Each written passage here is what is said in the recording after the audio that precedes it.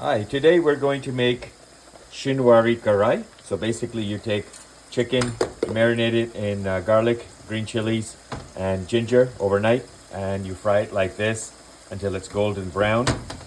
In the same pot you could add tomatoes, but I did it in a separate pot.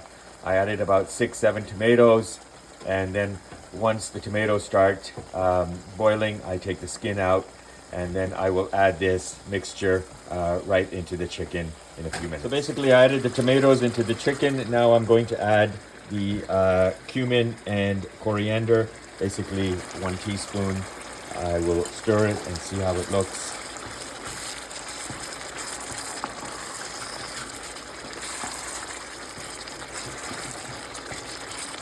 And I'll just turn down the heat and I will let it simmer.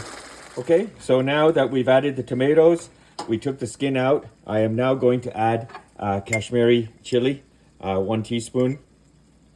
And I'm also going to add half a teaspoon of garam masala. And basically the Shinwari Karahi is done.